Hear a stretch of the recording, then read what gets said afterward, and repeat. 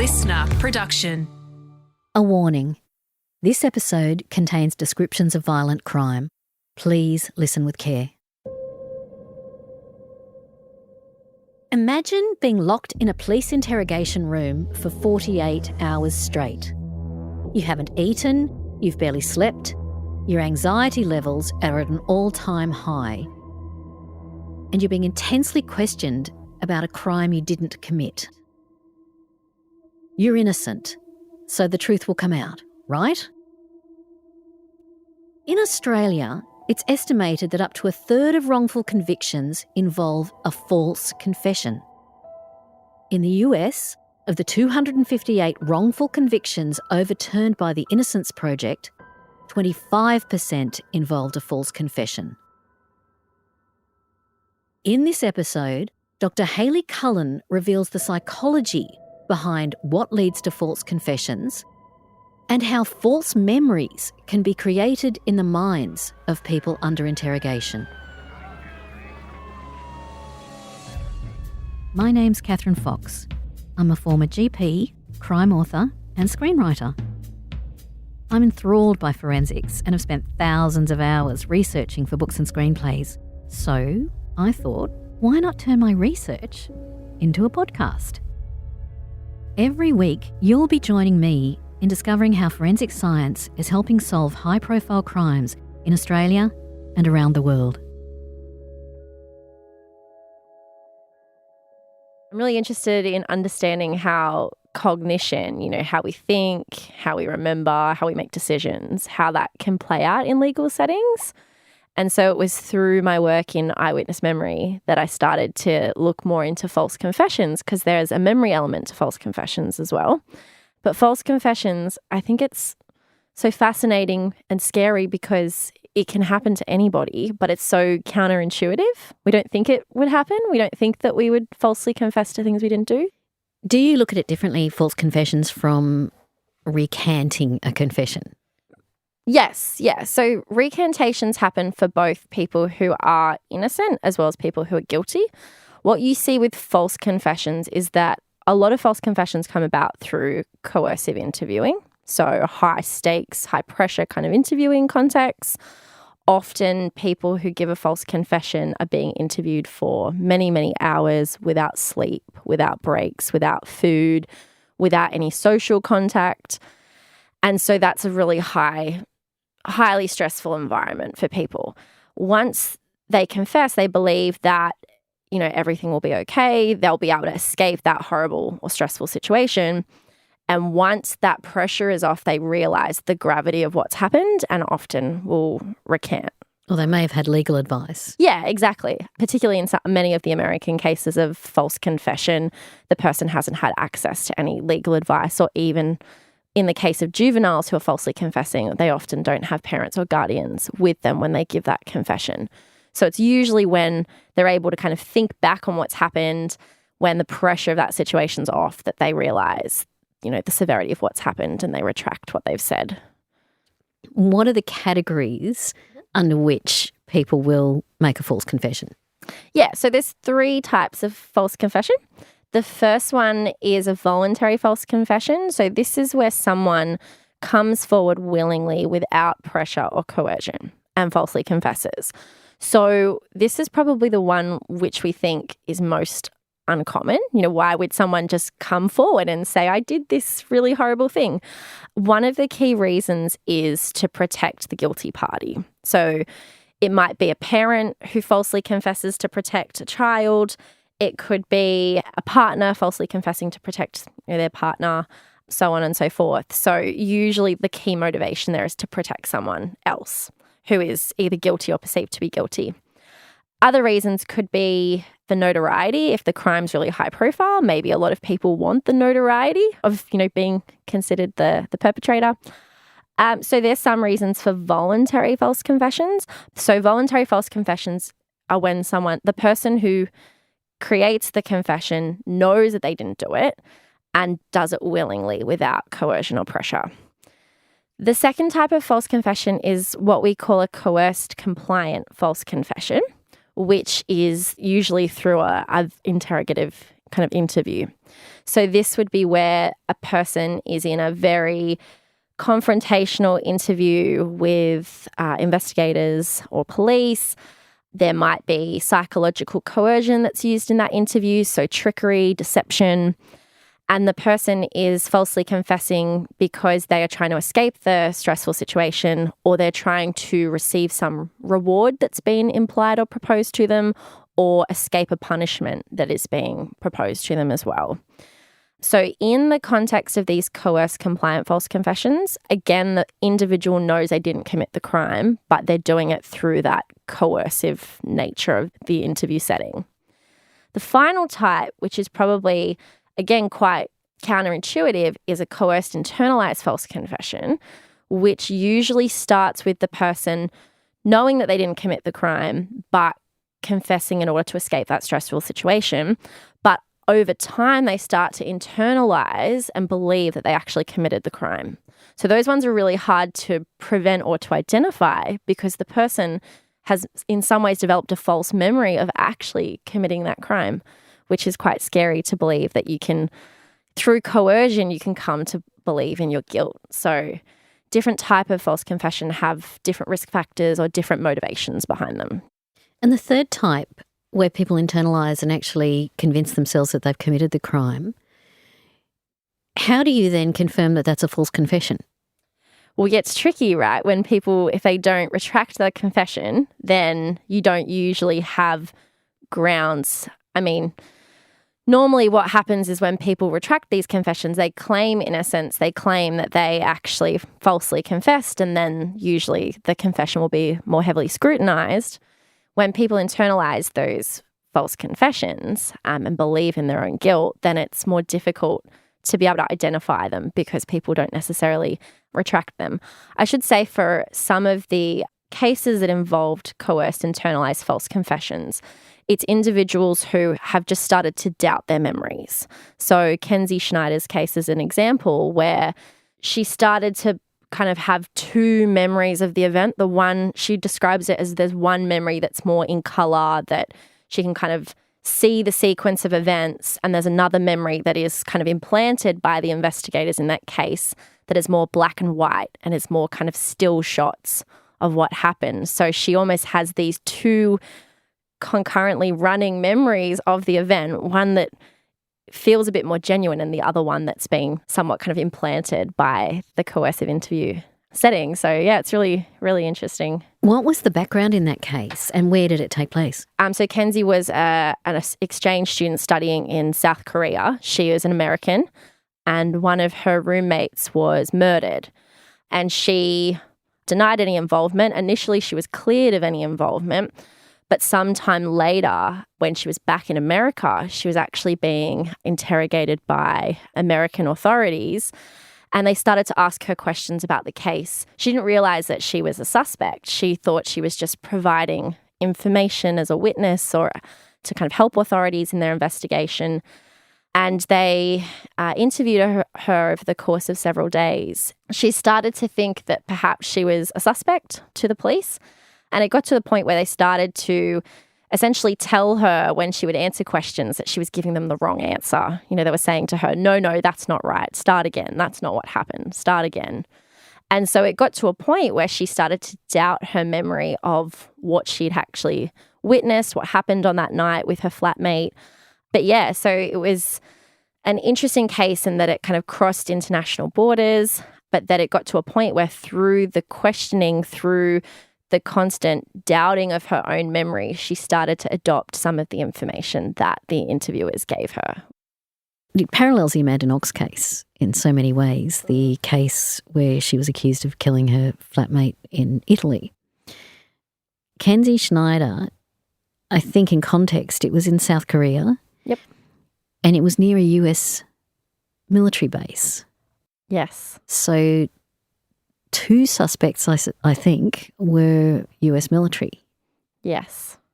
So I think that's important to put in context as well, that the FBI were then interviewing Kenzie Schneider because it wouldn't have been politically, diplomatically ideal to have had US military people accused of a crime in South Korea. Yes, and actually there was physical evidence from the crime scene that basically pointed to two men having committed that crime. And despite that physical evidence, which would essentially, you know, to any layperson, you would think, oh, there's physical evidence from two males. Kenzie was female, so case closed, right? Can't have been Kenzie. But that physical evidence was ignored. And the confession that was provided by Kenzie was ultimately the factor that was used as the evidence against her.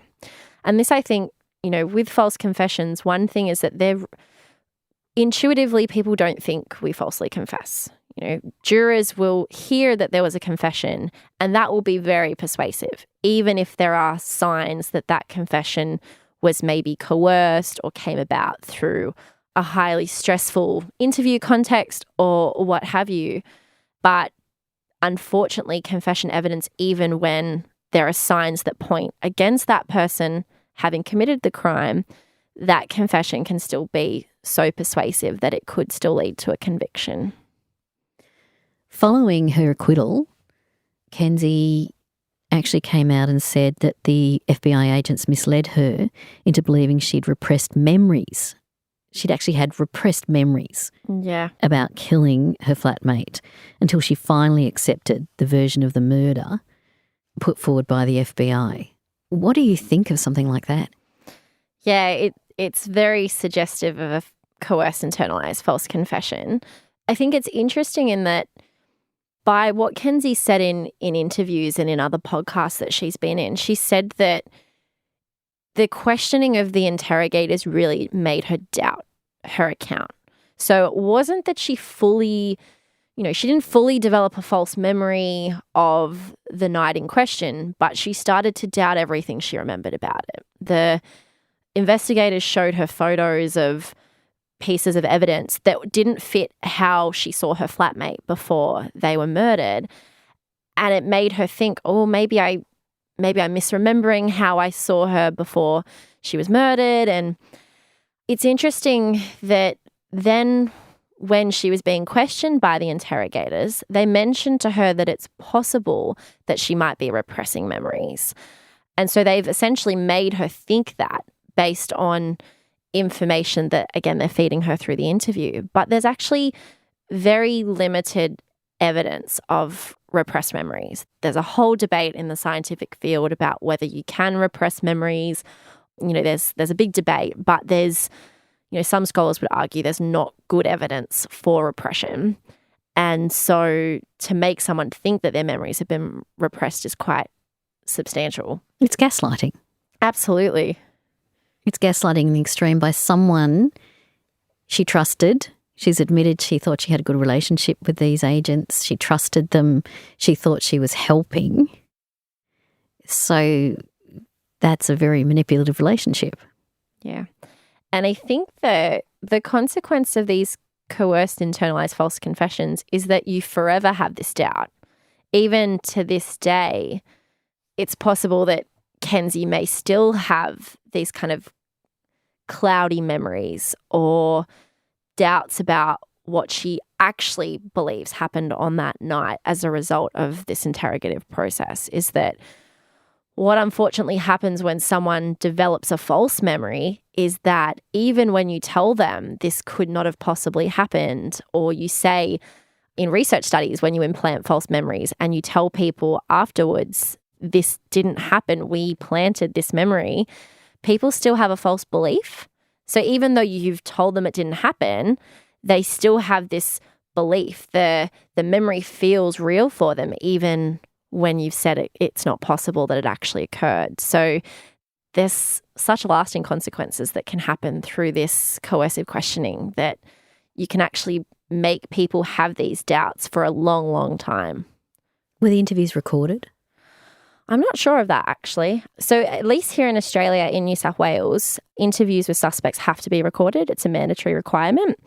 In the United States, there is some inconsistency across jurisdictions regarding whether interviews are recorded. The scientific consensus is that they absolutely should be, but whether that actually happens in practice is a different story. One thing that's not uncommon in these kind of cases where there has been a false confession is for there to be a recording, but it doesn't show the entire interrogation.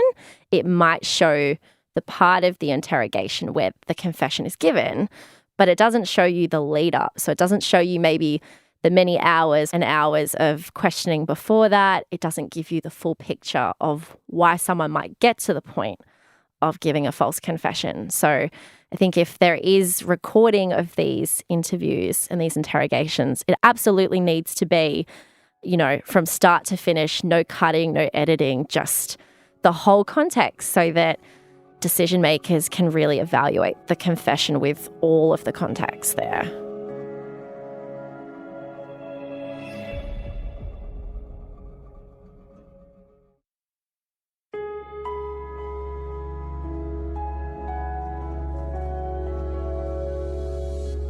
You mentioned that Kinsey thought she was a witness. As I understand it, witness statements aren't recorded routinely. So is that a legal loophole that police can use to justify not recording an interrogation/witness statement?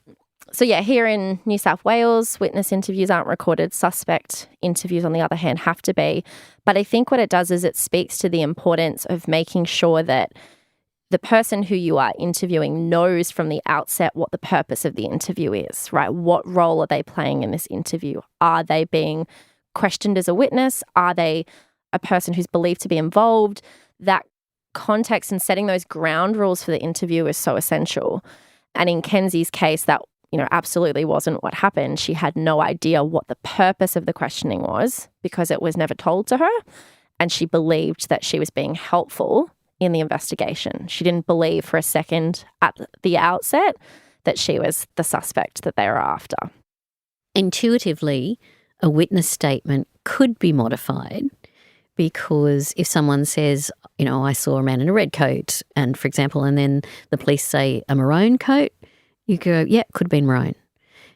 That's a totally different outcome from if you were confessing to saying he was wearing a maroon coat. Yeah. And that implicates that you knew more than anyone else did. So I can see why someone being interviewed as a witness could make changes to their statements modify their statements depending on the questions and answers supplied by police. Yeah. So, one thing that is important in an interview with anyone, whether it's a witness, a victim or a suspect, is trying to not ask those very direct, suggestive questions. So what effect that can have is it can change the person's memory, right? So in the context of a witness, if you're providing a suggestion that signals to the presence of some particular detail or that you as a police officer or an investigator know what happened, that can be very persuasive for witnesses and that can actually change the way they remember the event. And so then their statement becomes not as much about what they remember, but what they remember in conjunction with what information they've been fed or what's been suggested to them. And so what's interesting in some false confessions is that even though they're false, they appear really persuasive because they have details that only a perpetrator could know, right? They might describe a murder weapon or they might describe something that was not, disclosed to the general public. And people think, well, it can't be a false confession if they knew all of this stuff, right? And that's what happened in Andrew Mallard's case. Was in his trial, one of the big things that came out of his confession was that there were 12 details that only the perpetrator could have known. So, he had to have done it. But what happened in his interview was he was being fed information from police. He was being shown photos of the crime scene. He was being told things that had happened, and he fed those details into the confession because he was told this is what happened, right? He's trying to get out of that situation. And so he's feeding in all the information he's been provided. And so that's what can be tricky to distinguish true and false confessions, is that these false confessions can have really clear, vivid details about what actually occurred, even if the person was not there and was not involved at all. So who was Andrew Mallard and where was he when he was picked up by police and under what circumstances? So in the mid-90s, there was the murder of a woman in Western Australia, Pamela Lawrence, in her jewellery shop. Andrew Mallard was the man who was kind of the initial suspect in this case. Witnesses who were around on that day described a man who fit the description of Andrew Mallard, so he was the police's prime suspect. Andrew Mallard had committed some quite different offences the day before and after the murder of Pamela Lawrence. So police thought, he's a known criminal, was around the area of the crime, so it must have been him. Andrew Mallard spent some time in a psychiatric facility before the offence or before the questioning by police. And he was brought into questioning by police and he repeatedly denied his involvement. This is quite typical in false confession cases. People initially go into these interviews, they deny their involvement. And usually these interviews are quite long. So he was interviewed for over 8 hours by police. He had a mental health condition. He suffered from bipolar disorder. So he was already not in a state to be interviewed for such a long period of time. And the police fed him information. Like I said, they showed him photographs of the crime scene. They asked him to speculate, if he were there, how would he have committed the crime? What would he have done, hypothetically, if he was there? And despite his continued denials, he eventually speculated as to what a perpetrator would have done, right? He speculated about the crime, and that speculation was used as a confession. They used that to say, well, he speculated things that are in line with some of what we know happened, so he must have committed the crime.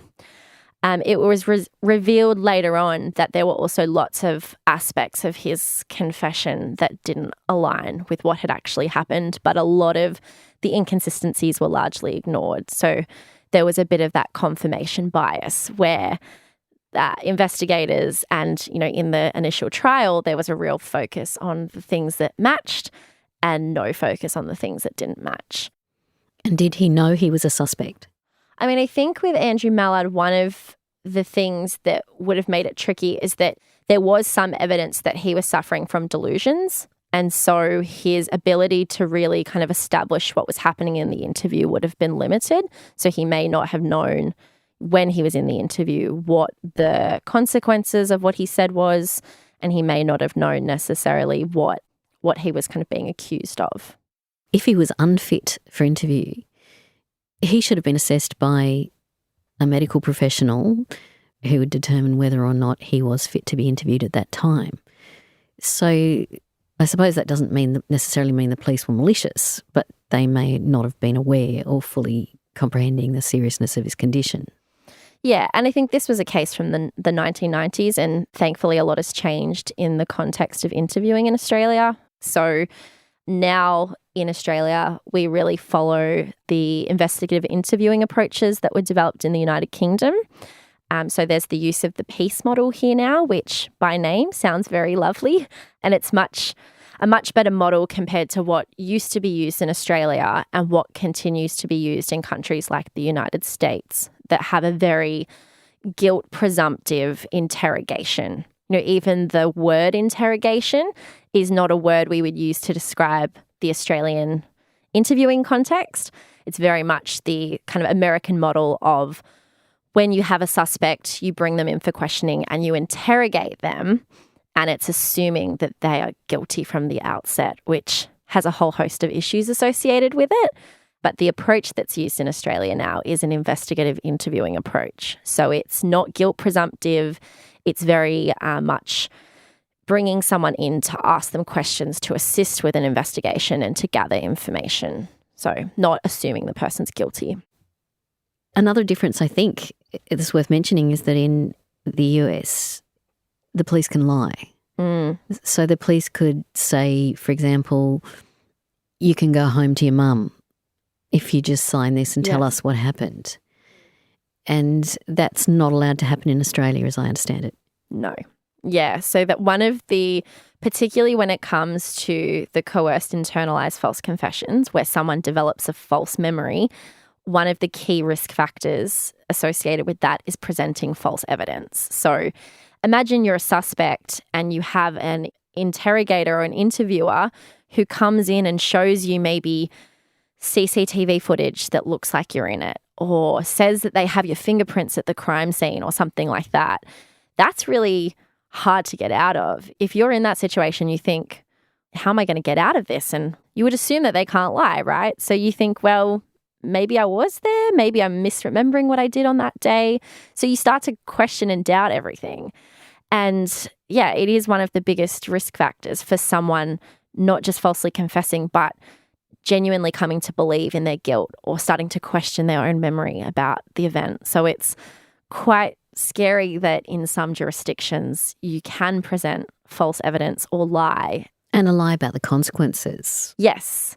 Yeah. So one of the tactics that is used a lot in America is what's called minimization, which is essentially to make the person think that confession is a good idea by downplaying the severity of what's happened. So saying things like, anybody in your situation would have done this, right? But if you tell us what happened now, we'll make sure you can go home and that your family are safe and, we'll take care of your family. And so it's this psychological tactic to make people think that it's not as bad as it seems and that confessing is in their best interests. And then the opposite can happen where you can scare people into a false confession. So you could say something like, you're really going to pay for what you did. You're going to, spend the rest of your life in prison if you don't confess right now. And so both ends of the spectrum are quite dangerous, but particularly that minimizing of the severity of the offense is a risk factor for a coerced compliant false confession. And people who are innocent do think, and this is, I've listened to a lot of wrongful conviction podcasts and heard many stories of people who falsely confessed. And what they say is that they believe that the truth will set them free eventually. So I can confess now and sort the rest out later. And my innocence will shine through when this is all over. And unfortunately, we see that in many cases it doesn't, because a false confession can also have flow-on effects to other aspects of the system. So there's some really interesting research that's shown that if a forensic examiner knows that someone has confessed, it biases the way they do their job. So it's quite concerning the flow-on effects that a false confession can have when it should absolutely not affect the decisions that other experts or examiners are making, but it means that there might be other evidence that then suggests the person's guilt even when they're absolutely innocent. And I suppose on the other extreme is if it's not perceived as a false confession, then you waive the trial and you go straight to sentencing. One thing that we see is that many people will plead guilty in order to get a more lenient sentence or to get some kind of leniency when they haven't committed the offence. And so to what extent would a false guilty plea be like a false confession in some ways, right?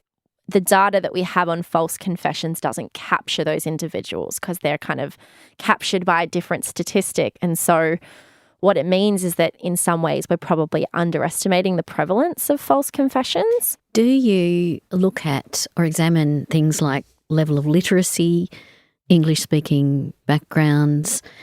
Do you look at those individual factors as well, or the variables? And if so, what do you find? So I haven't personally conducted research in this space, but I know that there is some research that suggests that things like English being a second language, if you're being interviewed in English or if, the context where the crime was committed in English, that can be a risk factor if you're not a native English speaker. There are many wrongful conviction cases in the United States where individuals falsely confess and they say part of the reason that they do is because they don't completely understand what it is that they're falsely confessing to, or there are clear language barriers. So absolutely, proficiency in the language is definitely a risk factor or protective factor, depending on, which way you're looking at it. Other things like being a juvenile. Juveniles are more likely to falsely confess for a number of reasons. One is that they don't have the experience with the legal system or the knowledge to, for example, one of the issues is that juveniles in America are more likely to waive their rights to silence. And they do that because if they're innocent, they don't believe they need to be silent. They can just say, I didn't do it, and speak to investigators, but they don't know the importance of those Miranda rights. They may not have an adult present with them at the time. And so if they don't have a lawyer or an adult present with them, they're more likely to waive those rights, more likely to falsely confess. But generally speaking, they're also more likely to act in the moment and not understand the long-term consequences of what they're doing. So it's that idea of they're seeking immediate relief from the situation and not delaying that relief to get a longer term, a better outcome. With Andrew Mallard, he was convicted of the murder of the woman in the jeweller shop and had an appeal, and his conviction was upheld. But then it was only a few years later that an investigative journalist and a couple of barristers started questioning the conviction. So how do you go about trying to determine whether it was a false confession or not?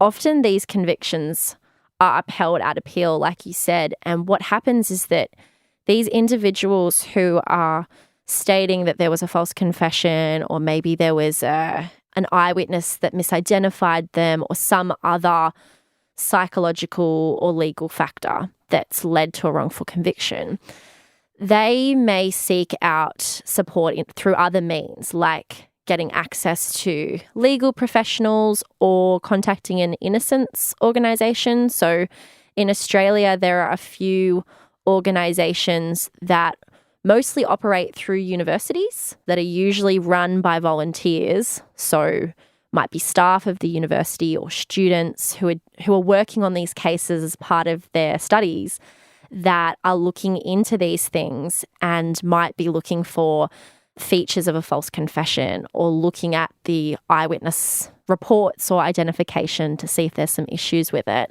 So often it's a lot of hard work from volunteers. I mean, one example is with Kathleen Folbig's conviction. So Kathleen Folbig was recently found to have been wrongfully convicted of the murder and manslaughter of her 4 children. She spent 20 years in prison, and the main person who was advocating for her was a lawyer who was working not-for-profit pro bono, was doing everything for free for many years. That's not the way the system should probably work. There's a lot of people calling for a criminal case review commission in Australia, which is modelling what's happening in countries like the United Kingdom, which is a formal body to investigate wrongful convictions. There is some contention. There are some people that think that is the right approach. There are others that don't think that that's going to solve all of the issues. But what Kathleen Folbig's case does suggest is that we really do need to think about how a system works and how hard it is to overturn potential wrongful convictions with the current system. There have been some cases that I've read about in Indigenous communities. People have confessed using language that was far above their educational level. It's a really good point there, because there's there's more research in Australia around what happens in the courtroom with Australian Indigenous peoples or First Nations peoples when it comes to the way they may respond to questions in cross-examination, for example, and how for many First Nations people, English isn't their first language. There's many different dialects across Australia and the Torres Strait. And one thing that has been shown by Professor Diana Eads from the University of New England is that there is a phenomenon called gratuitous concurrence, which is when a First Nations individual may agree or say yes when they're questioned about something, not because they actually agree with the statement, but because they're doing it as a sign of respect in the context of the conversation. And this is kind of a cultural phenomenon that's been shown across many cases where someone will say yes, but they don't actually mean yes. It's kind of a nicety in conversation. So it's impolite to contradict. Absolutely. And so there's been more work done on this in cross-examination. There's been very little discussion about how this might feed into false confessions. And so there's a real gap in our understanding about the risk factors for First Nations peoples when it comes to false confessions, but there might be some risk factors, particularly when it comes to language, when it comes to, historical prejudice and discrimination in our country. There might be a whole host of reasons why First Nations people may be at risk of falsely confessing. Given that anyone is vulnerable to persuasion and coercion under certain circumstances, what would you advise people who are called in as suspects to do to protect themselves from having the influence of people who may not have your best interests at heart? Yeah, I think one thing I said before is people who are innocent think that will shine through. And so they may waive their right to silence. They may partake in the interview before they've had a chance to speak to legal representation or to a support person. And I would suggest you absolutely don't do that. You seek legal guidance, seek legal representation, because you just don't know how what you say might be used. So make sure to have someone with you in that context, whether it's a lawyer, a support person, but don't waive your rights to silence because you think your innocence will shine through, because that doesn't always happen. Hayley, this has been really fascinating, and something that you assume false confessions, well, probably not that likely, are actually alarmingly possible. So thank you so much for sharing your work and your passion with us today. Well, thank you. It was my pleasure.